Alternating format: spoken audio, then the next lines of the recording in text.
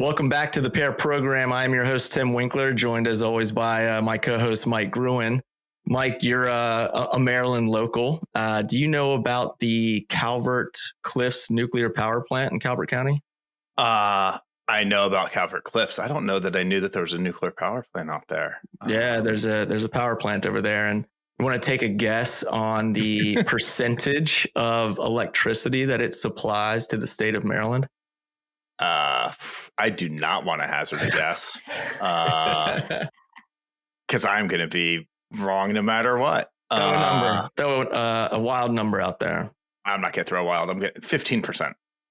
Double that. Yeah. So 30% of all electricity in Maryland is supplied by the Calvert Cliffs nuclear power plant, and does so without emitting any carbon, per my research. Anyways, that's what I've got. But yeah, it's interesting. It's been operating since mid 1970s, and it's I believe licensed to operate through 2034. But just kind of wild to think about. You know, everybody's kind of chasing, you know, the new clean tech. Nuclear's been quietly kind of pulling its weight down the Beltway. And here's an example of something happening right in our backyard. That's a good point. Yeah. So it's a little bit of a teaser into what we'll be unpacking on today's episode. So we're going to be talking deep tech, you know, nuclear reinvention, and how local capital in the DMV is fueling global impact. And to help us break all of this down, we've got two powerhouse guests joining us who are helping build the future of deep tech innovation right here in the DMV. First, we've got Michelle Urben, who is a general partner at the Synergos Fund, a first of its kind venture firm investing in American resilience through energy, advanced manufacturing, and sustainable materials.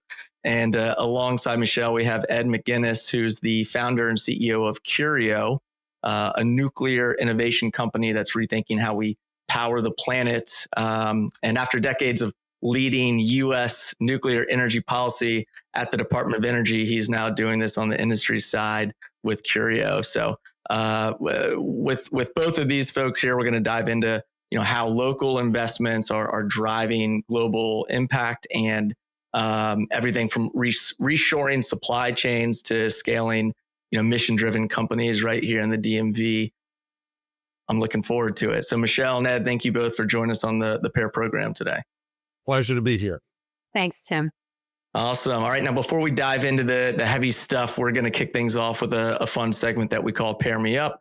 We'll all go around the room, spitball a pairing that just makes sense together. Mike, you're up first. What do you got for us today? So mine is, as usual, inspired by recent events in my personal life. I wouldn't say that they necessarily go well together, but they seem to always go together. And that is, yesterday I went to the dentist, and I don't know what it is about dentists and asking questions while you have a bunch of stuff in your mouth, but that's my pairing: dentists and questions.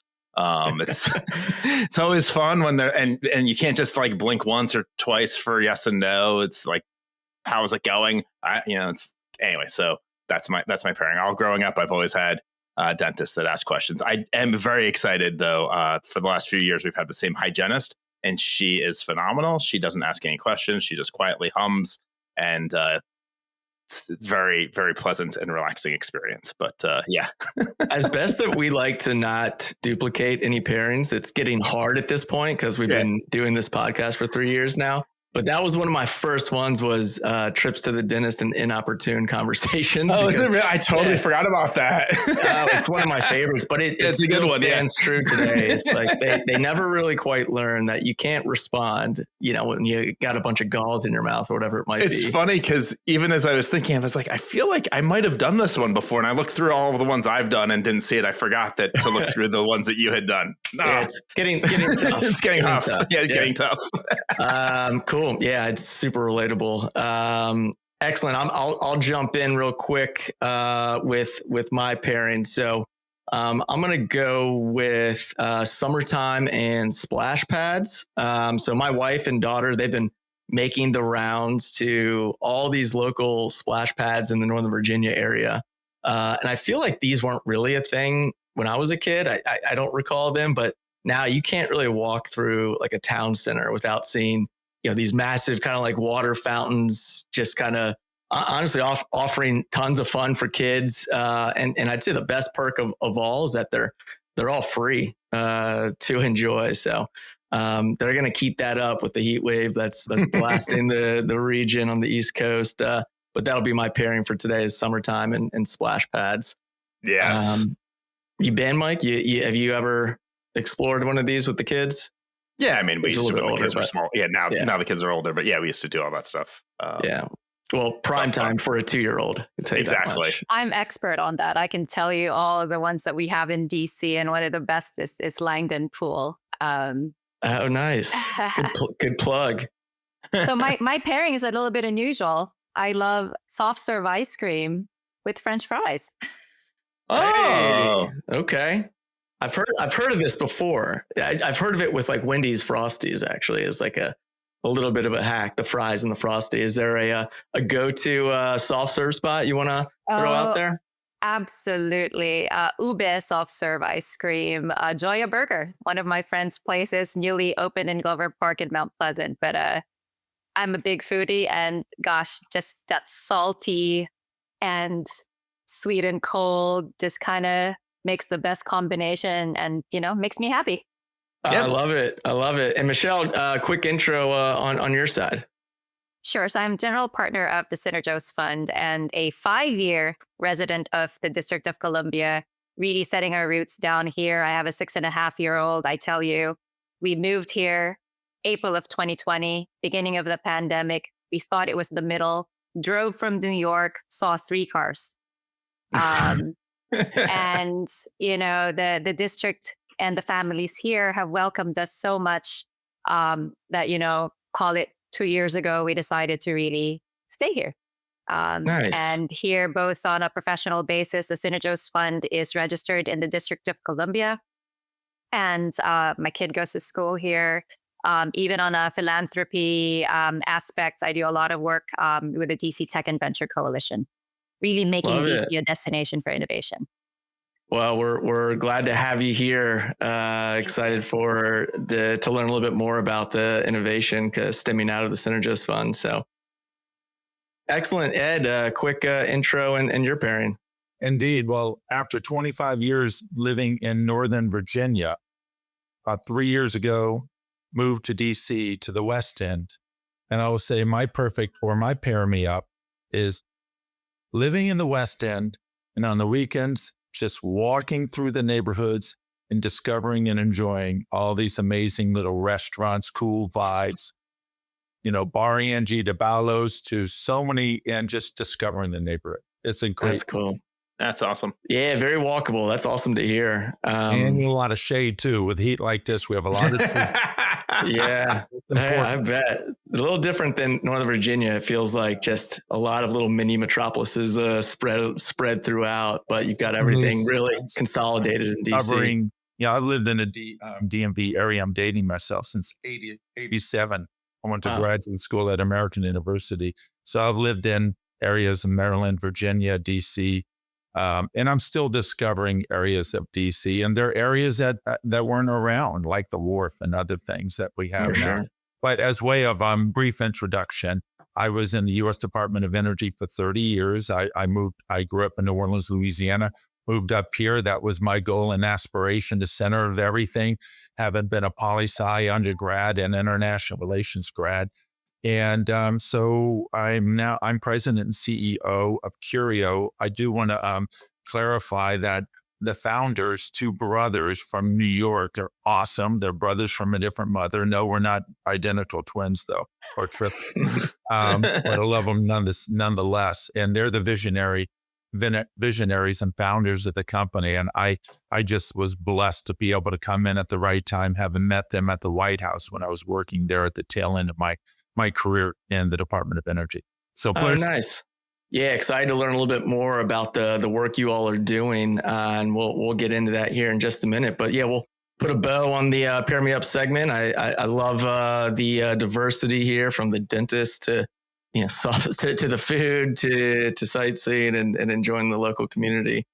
Let's shift into the heart of today's episode. So as I mentioned before, we're going to be talking about the kind of the power of place, right? Really highlighting some of the innovation that's stemming from the district, and how the DMV has quietly become a launch pad for, deep tech startups that are solving some of the world's biggest, challenges. So Michelle, you've been, a very vocal champion for this region through your work at Synergos, and you've made a very intentional bet on the DMV region.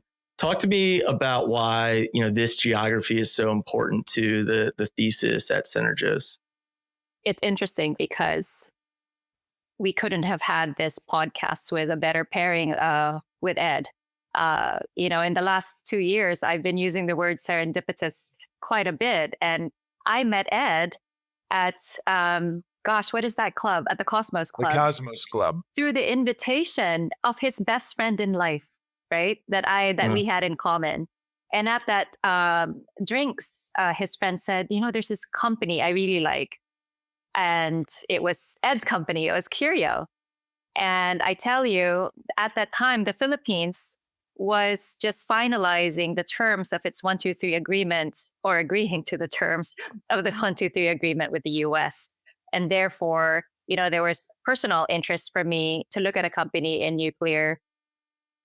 And, Ed and I have been rocking it. I think, my fellow friends in the investing space joined me for the seed round of Curio. And that's also how I got to know my fellow GPs, Rabbi and Yehuda Moskovitz, who, though not scientists, probably know much more or as much, founded Curio.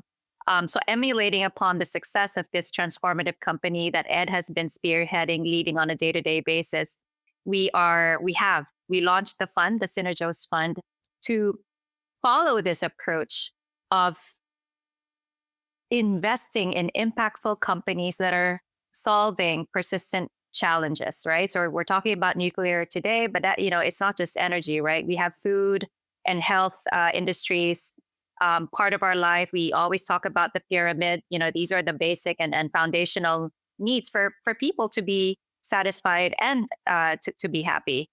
So that's what the fund is investing in. But hands down, our nuclear company Curio, with its innovative stack in recycling fuel and with its patented designs for small modular reactors, there really isn't anything like this company. It was a very easy and quick decision for my husband and I to invest in this company, and from that time on, really got to know the founders of the company. Ed's team has grown significantly since then. And I congratulate him on everything that they're doing there. But it is a large part of our portfolio. I love it. Yeah, Ed, you're going to get your moment to shine here in just a minute, but I want to keep kind of pulling a little bit more on the thread over at Synergos. So just doing some additional research. And, we talked to a lot of investment firms that, have their own style and strategy to investing. What I loved about you all was you kind of break things into these different baskets. And I picked up on innovation, scaling and commercialization. And what kind of goes into each basket, and why does that structure matter to the startups that you're backing? Sure. I'll address the latter first, and not just because of the startups, but also because we are responsible for external monies for our LPs, right? So on a structural approach to this fund, what are the issues that challenge investors, or what are the pain points that investors have into getting into venture? Liquidity is one. Fees is one, right? So typically in venture, the funds are divided into incubating, call it, early stage funds, seed funds, early, and then growth stage, and then late stage, right? Late stage is where your target is to deliver returns, just call it 3x minimum over a 3-year period, right? So this is the liquidity that I think in a risk managed approach, investors would prefer, right? This is where the juiciest bits are actually quite risk managed. It's already commercializing. It's coming to an IPO, et cetera, right? So we're delivering this kind of 3 baskets because we want to ensure that where we need the capital, which is the incubating, we'll get the support of a broader investor base, right? Because then they're going to see, oh, you know what? I invested in this early stage fund and I never got my money back. Okay, wait, maybe I did get my money back, but I got it 12 years after, right? So on day one, we allow for discretion. We allow for the investment across the three stages.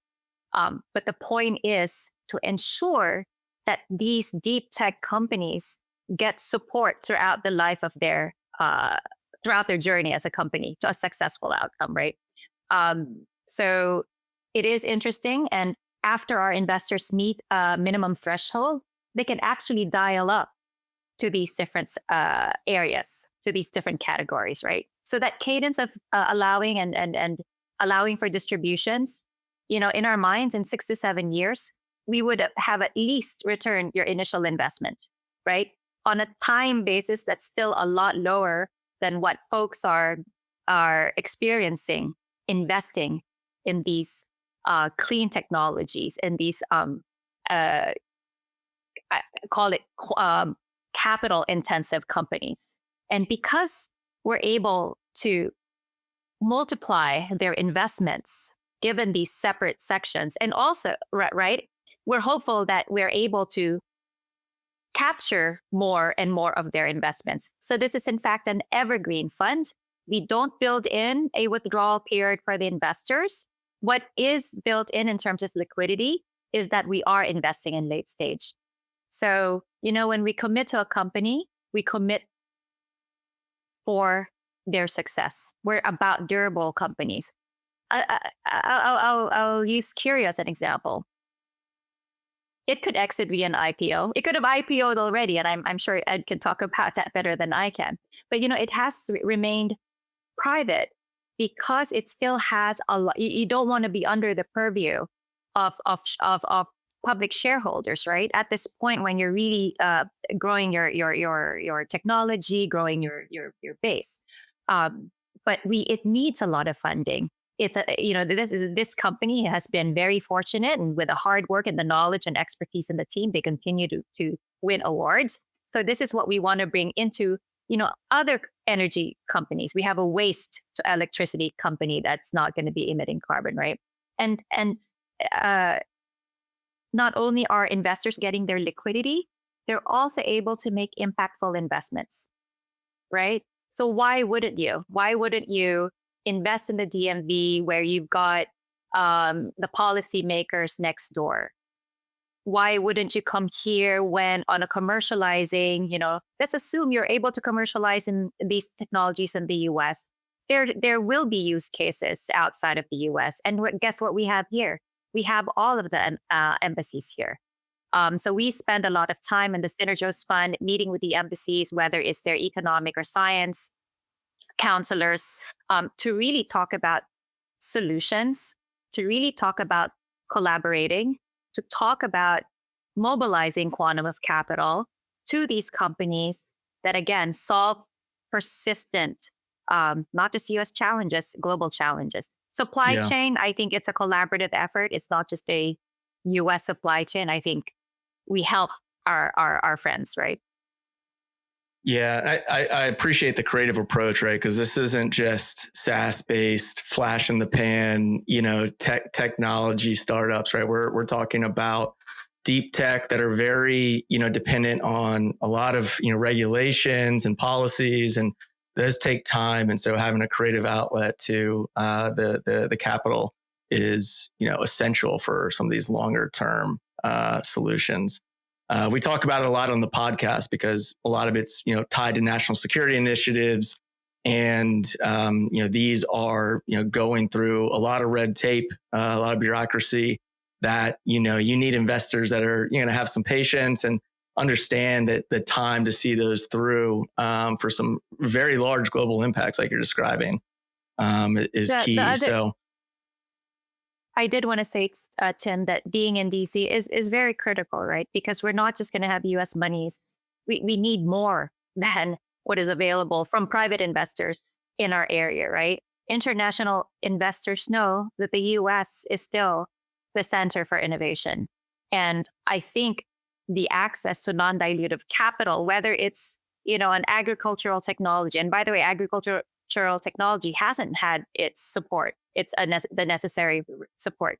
But this is what we can, with the work of my partners, and their access to intelligence around what U.S. priorities are. We're able to align ourselves with what the American people need solving. Yeah, let's talk about one of these investments. Let's jump in to Curio, Ed. So your resume reads like a playbook out of U.S. nuclear policy, right? You've the DOE, White House, global partnerships. What inspired you to kind of leave public service and jump on the Curio wagon? The vision of the two founders when they decided they were going to go at the U.S. nuclear market because it was so undervalued and it was so significantly held back.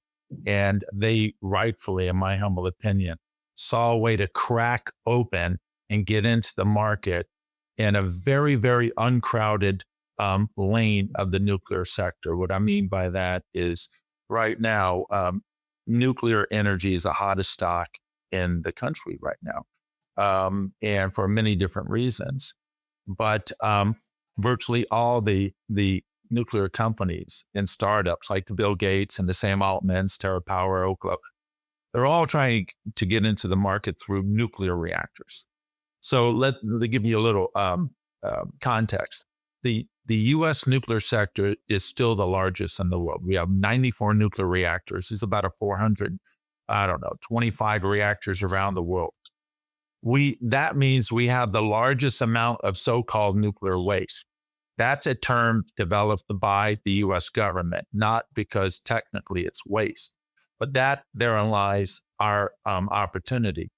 All the way back to Carter. Carter was convinced by policymakers to put a moratorium and ban nuclear recycling and reprocessing in this country and not to use it more than once, like at Calvert Cliffs with the fuel sitting there in the pads.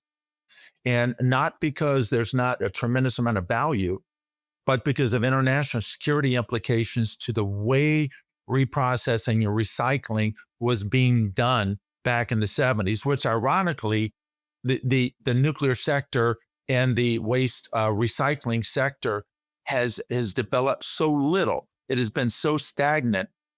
It's virtually the same technology that Carter decided to shut it down. In fact, it's so arcane. This is technology around the world, France, Japan, Russia, China, all the ones that reprocess. This is technology that really was born out of the Manhattan Project, World War II, the race to build the bomb, a uranium and plutonium bomb, using this process. So that's why all this nuclear waste was dubbed waste, just because the federal government said, okay, U.S. industry, you're no longer allowed to recycle it. Well, let me give you a sense of how much value is in there. When nuclear fuel is running in a reactor like Calvert Cliffs in Maryland, it's run for about 5 years. Then they pull it out. Did you know you've only used about 4% of that energy value? You have enough energy value left in this total 92,000 metric tons that's sitting around at 80-something sites around the country next to reactors to meet all of the U.S. electricity needs, even EV, everything for the next 150 years. This is according to DOE scientists. And that's not including a plethora of other very, very valuable isotopes, medical, industrial, space-based, and precious metals that are not even radioisotopes that have been produced during that 5-year, the magic of fission, the most expensive metal in the world. Do you know what that is by chance? Rhodium. You look it up, the most expensive metal in the world. That's why you see catalytic converters being stolen. Palladium, also one of the most expensive. Our full commercial recycling facility, waste recycling facility, which is actually more accurately described as slightly used nuclear fuel, we will be able to provide the entire world's 10% of the entire world's rhodium. Just by this, we're going to have like 10 different isotope products. We'll also be able to provide 1/3 of the U.S. annual uranium-based fuel and enough to fuel also with plutonium 40 different reactors. So the point about the value is that it is not waste anywhere, shape, or form. It's just It's a function of U.S. government's policy that sidelined it. So it's like buying a Cadillac Escalade and then filling it up once and then throwing it away. Only the U.S. could rationalize sidelining essentially $1 trillion resource in this country. Well, Right. now for the years, government policies have realized they can't deal with existential threats from both parties. Climate for Democrats, geostrategic energy security, jobs for Republicans, and some both. They can't do without nuclear. And what's the biggest, our view, thing that's held back nuclear from growing is the waste problem. There's still 12 states in the United States, literally on the books in their state laws, that forbid nuclear recycling and forbid nuclear in their states at all, primarily because of the waste problem. So now we're engaging with states, we're partnered with the U.S. government. We came up with a brand new recycling technology that removed the historic problems of the way it's been reprocessed in the past. We removed that security Trojan horse. We stopped using nitric acid that are ironically, when you dissolve the fuel rods, you create more waste than you started. And so now we have a super pyro dry process and electrolysis process where when we recycle, we're only going to have about 3 to 4% of the original waste left. So be a trash collector, we're going to be a mining operation, we're going to be a waste reducer, and then we're going to have 2 reactors we already have under development, one building a prototype now, a micro reactor, a sub-micro, and a small modular, and we're going to fuel it from our waste. So if we pull this off, and trust me, this takes a lot of chutzpah. If we pull it off, we'll be the next SpaceX for nuclear. Wow. Yeah, I think that term nuclear waste, right? It just, you hear and everybody just thinks, well, we don't want that waste in our state, and Right. thinking through how you creatively recycle this. You said something there at the end that I think is fascinating too about designing your own reactors. It's kind of like a full stack approach for solving these challenges ahead. Was that a pretty big leap, for you all in making that decision to also design your own reactors in addition to this, process to, that avoids the toxic chemicals and reduces that nuclear waste? Well, I think it's a big leap from the standpoint that no other company in the U.S. is attempting to do that. We're the first that's attempting to provide the full breadth of reactors, fuels, use nuclear fuel management and waste disposition, and isotope production. There's no other company in the U.S. and the only company worldwide that's really doing it with arcane, compromised tech and business plan is Russia. And we'll outcompete Russia once we get a firm foothold in the U.S., in my humble opinion. But it makes sense. It actually makes less sense how we've evolved, where we have companies, but if you look at the risk environment and the policies that have interfered, you can kind of understand it. But the fact is, it makes much more sense for a company, if you can do it, to provide a customer like a CEO of, let's say, Calvert Cliffs. Let's say the company, or let's say Constellation, largest utility in the country that has nuclear, but they own wind, solar, natural gas, et cetera. And they're thinking, all right, I have a couple of nuclear power plants. Should I purchase a few more? Well, they look at the landscape of service providers and they go, oh, Bill Gates, he's got an advanced small modular reactor. Let me go see them. And then they say, okay, we want the reactor, but I hear the fuel market is pretty challenging and Russia dominates it. Can you provide us the fuel? I said, no, we're just in the reactor design and build business. You'll have to find another supplier for the fuel. All right. What about the waste? I have waste sitting on the pad of my reactor here. I'm going to get bludgeoned because I have the gall to say I'm going to build more reactors without even dealing with the waste, so-called waste sitting in my pad. Oh, that's not my problem. You're going to have to say the federal government's going to pick that up. Well, that'll shoot your credibility in half immediately, right? So we're flipping the script And we're trying to provide what the customers are going to need, and also to do it in a way where it's risk manageable. It's not risk manageable if you say, hey, buy my reactor, but let's just play like the nuclear waste problem doesn't exist. So I'd say one other thing. If you look at it from the standpoint of reactors versus fuels, and that was a very astute point you made about, what made us decide to get into, like the recycling and then fuel for a reactor. It's like Microsoft and IBM. First of all, you have to have enough confidence in your due diligence that you see something others don't see. Warren Buffett says, I've heard him a couple of times say, first of all, you do your research, and if you're lucky, you see a golden goose. And if you're really lucky, everybody else thinks it's the dog, right? If everybody thought it was a golden goose, it wouldn't be a market. We wouldn't be here if the slightly used nuclear fuel wasn't and isn't seen as waste, but it is anything but waste. But you have to have confidence in your research. And it takes a lot of chutzpah to be in an innovation business, because almost by definition, you're going to do something that no one else has done. And so everybody else, your peers are going to say, Tim, man, this guy, he's going to fall in his face because we haven't pulled it off. Well, SpaceX, he was roundly, Elon Musk, trashed by the greats like Neil Armstrong for saying, what does this little company, it's going to do harm to the U.S. by misleading Americans to think that they're going to be able to do something that NASA and the big giants couldn't do. So back to IBM and Microsoft.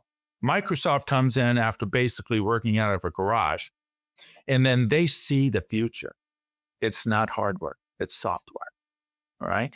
And so they go to IBM, the big great. They have so many minds, and they couldn't see it if it hit them in the head with a sledgehammer, that they were making a terminal decision on the business plan by not realizing that the future is software. Software drives hardware. It's not desktops, the future, it's the software. Same thing I would argue for nuclear. The hardware is the reactor. The reactors are being developed, and then they're shoehorning in the fuel. That's suboptimal. The fuel is the software in our business. The fuel drives the reactor design, not vice versa. So the future is fuels. And then we have a reactor that's designed around our fuel, and not just trying to shoehorn it in and then telling the customers, good luck in getting the fuel. Bill Gates' reactor project in Wyoming, he had to push it back by 2 years. Why? Because he was using fuel that only Putin produces. Hey, Luke, we're going to be a company. We're going to have the whole thing in-house. That's why we're either going to go big or go home. We're going to be the next SpaceX or not. Because when we get into the market as a stalking horse, we're going to be able to provide the whole enchilada to you as a CEO, reduce your risk, got you covered. I love the passion. Yeah, wow. I love it too. I'm curious if so as you're talking at the very beginning, you talked about the U.S. policy. Do you think had it not been for that policy, that there would have been a lot more innovation already have happened with regard to the waste and how to do that? Like the fact that policy just totally stagnated the market for this long, is that the root cause of what created this opportunity? Yes, in large part, because remember, Carter in that executive action killed the nuclear recycling industry.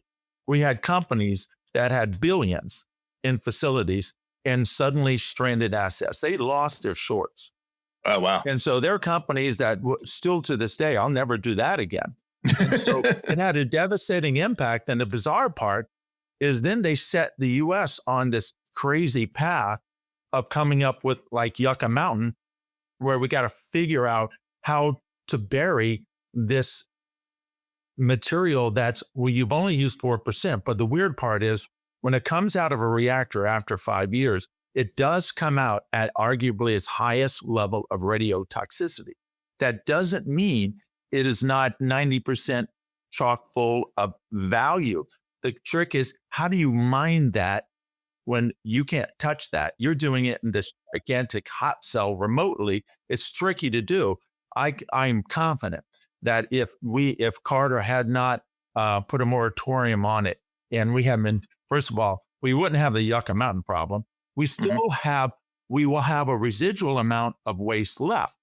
But for our process, we will only have about 4% or 3% of the high-level radioactive material, the type that is required to be deeply geologically buried. So suddenly 3 to 4%, we can dispose of that 15,000 feet in the ground and 4 to 5 boreholes, standard 12-inch industry that we do. We won't need a trillion plus series of Yucca Mountains and trying to jam it into a state where, and the other kicker I didn't tell you about is when we recycle and we're pulling out a good 10 different isotopes, some of which are very long-lived isotopes that create the problem for the repository. And also we're going to separate out the low-level waste that's disposed every day. So then we're only getting about 4%. And guess what? That 4%, we will only have to show that it will be deeply geologically sequestered for 300 years from any human contact. It sounds like a lot. Our nation's Nuclear Regulatory Commission today, if you were going to build, and if they allowed you to build a permanent repository that's not recycled because you haven't pulled out all of those long-lived isotopes for other purposes, you literally have to show that is securely disposed of for 10,000 years. That is like a non-starter in credibility. That's part of the reason why when you go to states, you lose credibility instantly when you say, please, this is a great deal. We'll give you some tax incentives, federal help, but it's going to be unsafe for anybody, humans, to be around for 10,000 years. Mm-hmm. There's so many reasons why we should be doing what we are attempted to do now. And hats off to the president for now explicitly saying in executive orders, we're going to do full resource utilization. No, we're throwing this away. We're going to recycle it, and we're going to bring in the companies to come in and come up with innovative ways to do it. Now, it is a bipartisan to some degree. Previous administration didn't go nearly as far as this president, but they were inching closer and closer. That's how we secured 8 different government contracts with the Department of Energy on our recycling tech. That's and I think one thing that's $19 million in funding. I mean, Curio had me at spent nuclear fuel, right? Yeah, right. I mean, and go ahead. No, I was just gonna say, I mean, because I went to not that long ago, I was at a Green IO conference, and we were talking a lot about AI and the energy consumption, the energy needs for AI, and what is happening in tech is big tech is now aligning with like fossil fuel companies to produce dirty energy, like really not great for the environment, but we need it for AI. So having a good alternative, nuclear is certainly cleaner. And if you can handle the waste and all the rest of it, seems like the timing is perfect as well in terms of without all of the focus on the energy needs that, not just from a security perspective, but also to grow this market, this capabilities that we're building with AI. I think there's probably a great timing aspect as well. There's 200 data centers in Loudoun County right now, and they're building another 150 to 200 as we speak. And, you made a really good point, Mike, that look, when you have existential drivers like the AI race now, and the big techs coming in one way or another, they're going to build one way or another. Right. But hopefully they build in a way where it doesn't create this Faustian bargain, which Curio is removing. We're removing that Machiavellian choice. Well, I've got it. If I do this, we open up the opportunity to have baseload clean rather than saying, I don't have any choice. Intermittent's not going to do it. My data centers, if it goes down for 1 second, I've got major problems. Nuclear can do it, but we have to have it in growth. We have frankly been in a death spiral for decades. We haven't, until just the 2 in Georgia, we hadn't built from scratch a new reactor since the 80s. So we've just been trying to squeeze more like a turnip from our current fleet. We have to structurally fix this once and for all. Stop calling it waste, recycle it, remove that incredible sort of poison pill we've been trying to convince states to take. Now we have a lot of states that are extremely interested in Curio. They love the idea of getting those data centers, love the idea of us. We'll have 3,400 full-time jobs, 60-year facility, mostly trades-based, so you have local access, high school, 2-year associates working at an advanced nuclear facility at $125,000 median jobs. These are generational jobs. Data centers are great, but they're employing dozens of people. We're in a corridor, but there's one state, I won't say which one, is down south. They told me, I was speaking to the state legislature, and they really want us to come in. But they're upset because they have like 34 different mega data center projects proposed. And they have one nuclear utility, and they have a bunch of smaller ones. And these data centers are only going to go in there if they can get a subscription agreement, a guarantee for the power for their data centers. Just one of the 34 data centers is saying, I need a guarantee of 2 gigawatts.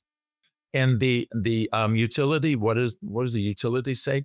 I can't give you more than 300 megawatts. That's just for one. So the state is like upset that they're about to lose out on the Metas and the Microsofts and then the Elon Musk data centers. This is big, and also geostrategically, it's seen as now basically the next arms race. AI is almost seen as perhaps even more of a threat. And it's hard for me to say that because I lived in the Cold War, then the Cold War with nukes. So this is a big time deal. They're going to get the power from wherever. But let's once and for all stop being Dilbert. We know how to do this. We know how to get an optimized nuclear fuel cycle. And we have an opportunity to bring in the latest and greatest. We have a lot of new tech companies. I'll leave it with this on bring it back to home, which is D.C. And I really am impressed by, frankly, Mayor Bowser and her team, including her deputy mayor, Nina, Albert. They really, I didn't realize how focused, like it was a laser beam, they are in bringing business to the D.C. area. And in a very, very, I think, compelling way. And so when the rabbi and his brother, they're the founders of this company. Think about how amazing life is. I mean, I'm at the White House and I meet this guy. He's half my age, and he's comes from a major family, $1 billion family in commercial real estate, et cetera. And he's decided, third generation, to get into innovative stack companies like Curio Nuclear, and his brother. And I meet him, and I couldn't believe it took him 2 years to come up with due diligence plan that took me 30 years to see that the way to get into nuclear is through the so-called back end, and the waste profit, which is anything but waste. It's a golden goose. So he asked me once he made the offer, and I said, okay, I'll leave government. Didn't have to. I was at the top of my game, frankly, non-mandatory retirement. And he asked me, all right, Ed.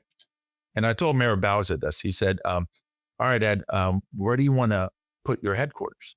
New York City? Miami? And I said, Miami's not bad. D.C. I said, well, to be honest with you, it's no contest. Nuclear is so heavily dominated by federal policies, national policies, and so many other factors, regulatory, all of that is here in D.C., lawmaking, everything, among other things. I said, it's a no-brainer. We have to do it in D.C. And also, it's the perfect vantage point. But it really is the place to be for so many reasons. We can just almost walk over to Congress and see any member we want. We're 2 blocks from the White House. we're walking distance to the Department of Energy and all the other executives. We have every interest group under the sun and nuclear and related, pro and anti here. There's no other place on the planet, much less in the US, like DC. Yeah, I knew I should have slotted 2 hours for this. I've got so many more follow-up questions.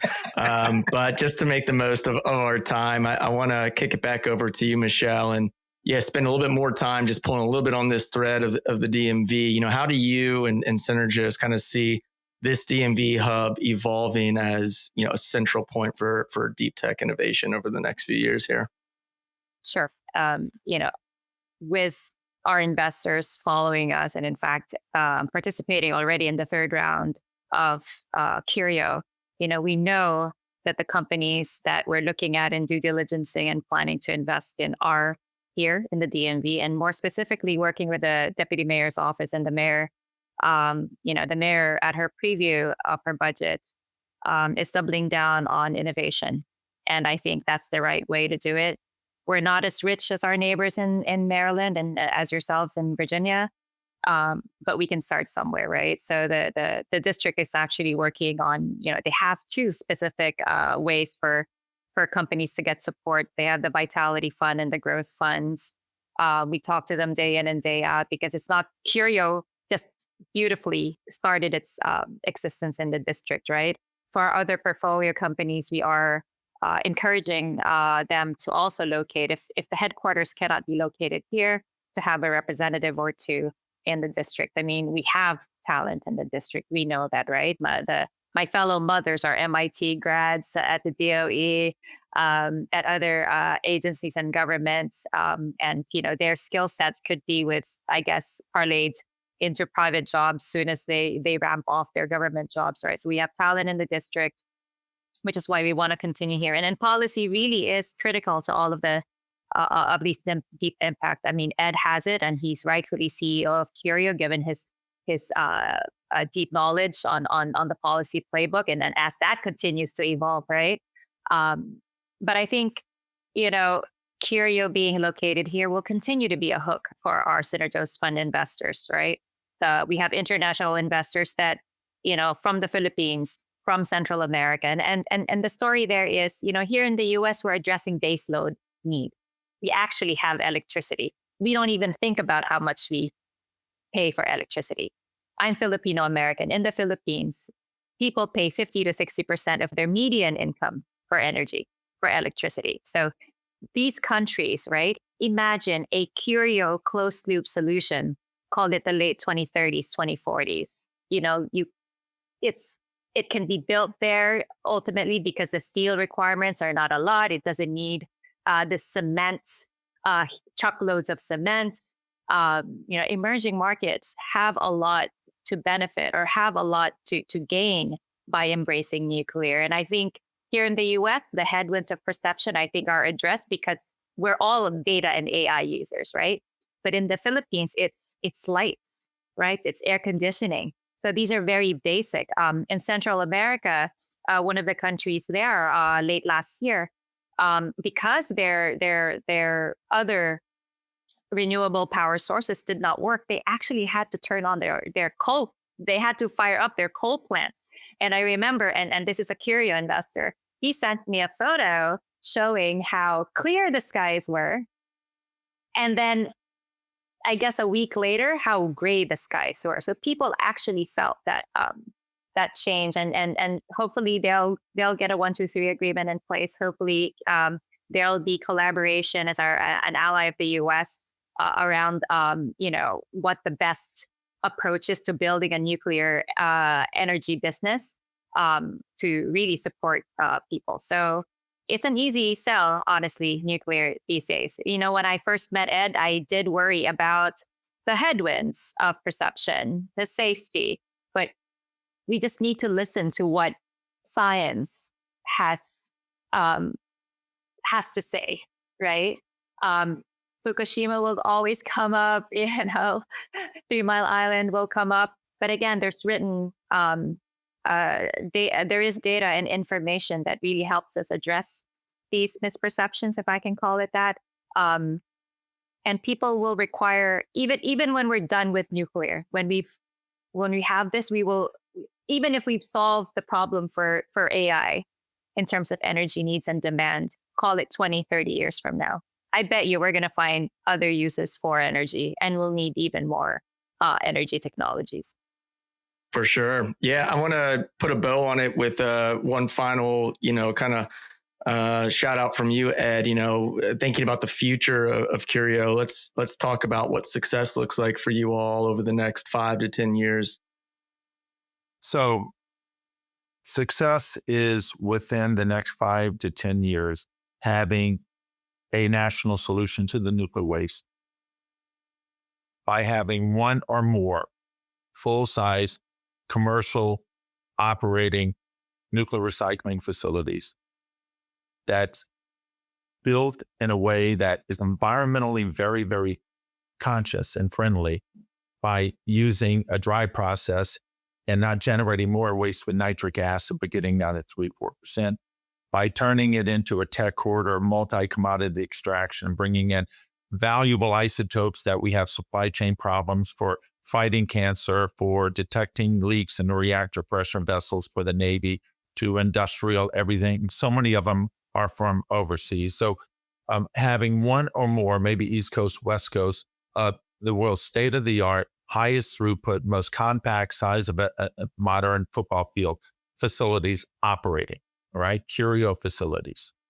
And also within 5 to 10 years, we have small modular reactors. We call our reactors, even though we're going to provide fuel for all types of reactors and recycle all type of reactors, use fuel. But we have our reactor appropriately called HOPE, homogeneous plutonium eliminating reactor. And so, see, our engineers still, they're very creative. They can come up with all kinds of ideas. And so they came up with a great, meaningful name for ours. But the small modular reactor we're using plutonium, but with a security blanket wrapped around. Plutonium is almost never used, rarely used in the commercial sector because of security concerns. We know that we came up with our own trademark and patented fuel that allows us to use plutonium, which is a superior fuel to uranium, which is the type of fuel used around the world. It's higher density and lower weight ratio. What does that mean? Translation? Our small modular reactor, when we build it, it's going to be about a third the size of the uranium-based even advanced reactors. A third, like Michelle said, saving on cement, cost, everything, footprint. And then, so we're going to be serially producing our SMRs, and we're going to be serially producing a micro reactor that's also powered by that fuel. We call it true fuel, transuranic fuel. So that's the 5 to 10 years. That's where we are. We're partnered right now with the U.S. government, and we're scaling up as we speak in an accelerated way to get to that full commercial facility. Concurrent to us scaling up and validating the scale up of our tech, we're talking to multiple states on where we're going to site this one or more facilities that will become a tech hub. Whatever state has our facility, literally with a full commercial facility, will become the largest clean fuel producer on the planet.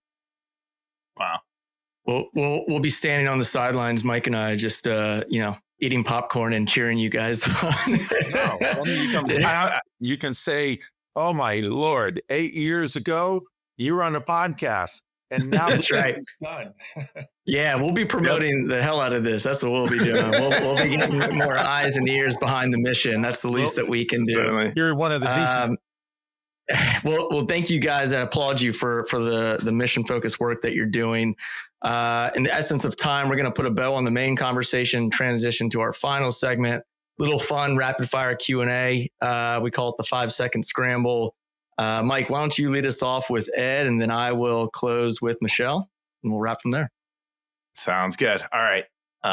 So try to keep the answer short. Here we go. If Curio were an animal, what animal would it be? That's a good question. I think it would be an eagle. All right. Love that. Good. What's your favorite part of the culture there at Curio? Inspiration. Cool. What roles are you hoping to fill in the next 6 to 12 months? What roles? Yeah. Answer to our nation's biggest problems facing us by solving the nuclear waste problem and by bringing in the next generation of clean tech. What's one thing about nuclear power that you think would surprise people? That the so-called nuclear waste sitting around our country is one of the most valuable national reserves that we have. I had a feeling you'd say that, but I still want to ask a question. I could not say that, right? I could not. Figured I'd want you to hit it again. What was your dream job as a kid? I really enjoyed working at the bowling alley. And I was a gutter boy. I was like 12. And, my job was one to clean up the arcade area, which was not so much fun, but I got to play with my buddies who were playing games. And then every time a ball got stuck in the gutter or under the pins, I was the one that went there and shimmied into the lathes and everything else. It went from arcade waste to nuclear waste. I see the zigzag you did. What charity or cause is near and dear to you? So many. Fighting cancer. It's the scourge of our generation. And so many people are dying that don't need to die. If we just bring to bear all of our innovative ideas. There are radioisotopes out there that are wonder cure, products that are just not available. Actinium-225, Bill Gates just got a hold of a small supply shown to reverse with bismuth-213, a daughter product, stage 4 brain tumors and pancreatic cancer. Oh, wow. All right, last one. What was your first car? It was my mother's car, but I drove it all the time. So I play like I told everybody, a Chevy Nova. Oh, nice. What year? 76. Nice. That's a good year. Love it. Love it. Good stuff. All right, Michelle, you ready? Yeah, I am. All right. What's one word that you'd use to describe the DMV kind of startup scene? Welcoming. Nice. What's a quality that you look for in every founder that you all look to back? Grit. What's a common mistake that you see a lot of early stage companies kind of making too often? Quit. Aside from your phone, what's one thing that you always kind of maybe keep in your bag? My reading glasses. Unfortunately. Yeah, I think I can mirror that answer. Who's an entrepreneur that, if you could have dinner with, past or present, who would that be? Bill Gates. And then what's one nonprofit or cause that you're especially passionate about? Gotta be DC, District Bridges. We support 6 of the main streets of the district: Logan Circle, U Street, Mount Pleasant, and others. Small businesses are the lifeblood of our communities. Nice. And then last question, what is a travel destination that's still on your bucket list? Still on my bucket list. I'm forgetting the name at this point, but the sister island of Cempedak Island, part of the Rui Islands in Indonesia. My husband and I did our honeymoon at Cempedak Island, but there is a family-oriented island, and I'm forgetting the name of it, but yeah. Very cool. I lived for 2 years in Indonesia. I lived in Bali for 2 years. Oh, okay. So we did a lot of exploring on some of these little islands that you never know existed. But I'll have to check that out. Yeah, oh gosh, the food. Excellent. Awesome. That is a wrap on our episode of the Pair Program. Thank you both for showing up and sharing your your mission and vision behind how we're solving these big world problems. And thanks for making the DMV a launch pad for deep tech innovation. Thanks for joining us on the podcast.